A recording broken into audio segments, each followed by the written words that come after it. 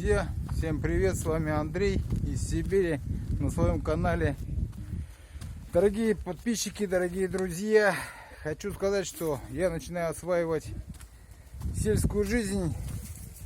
Сегодня 28 октября 2021 года. Я нахожусь в эпицентре Искитимского района, точнее село Быстровка, Искитимский район, Новосибирская область. Ну что, становлюсь крестьянином, деревенским работником, как хотите угодно, может мини-фермером своим каким-то там, со своим хозяйством.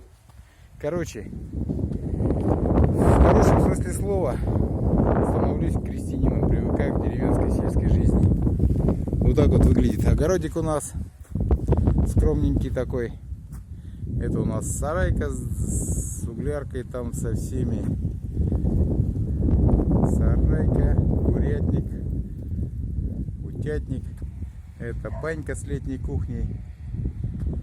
Вот здесь вот палисадничек небольшой, там теплица вдалеке, там еще один палисадник перед домом. В общем, вот это вот самый центр огорода. Под картошку здесь примерно 10 соток, ну если быть точнее, где-то в районе 8. Но будем урезать до 6 соток, нам столько картошки не надо.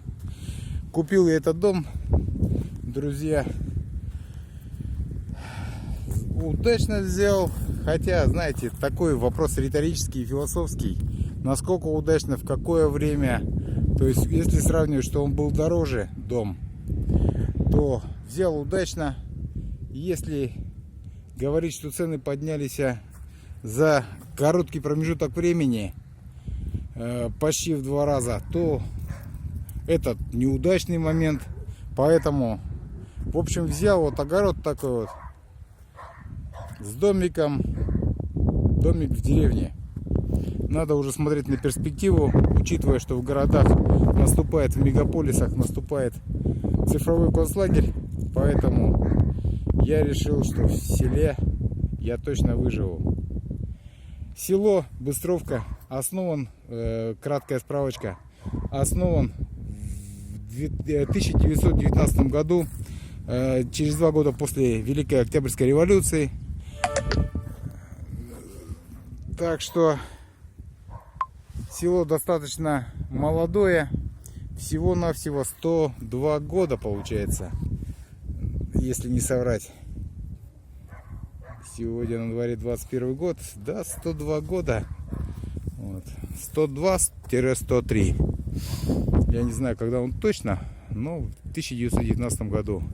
В общем,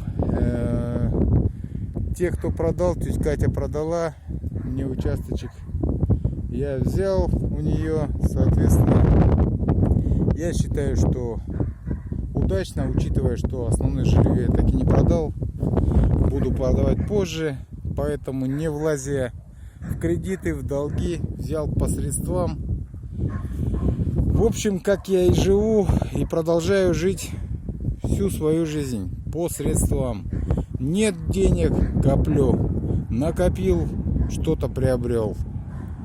В отличие от тех поколений, которые стараются сейчас, я имею в виду про настоящее поколение, молодых людей, молодых семей, которые стараются залезть в кредиты, в ипотеки, в кабальные условия на 10, 20, 30 лет.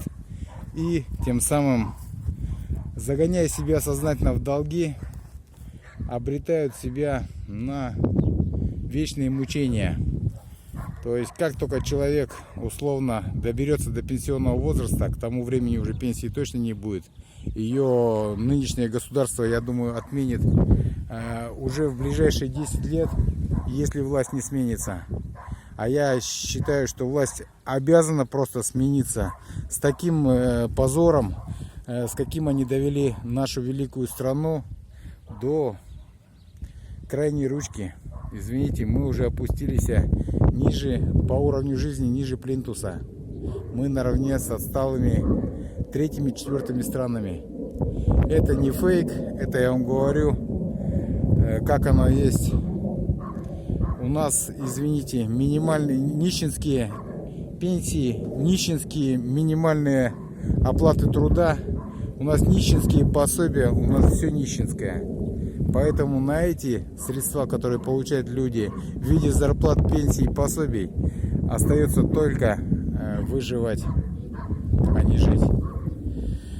Вот сейчас тетя Катя мне оставила ботву, не могла убрать, потому что везде был дождь. Вот так вот огород выглядит. Сейчас я вам покажу большим планом этот огородик.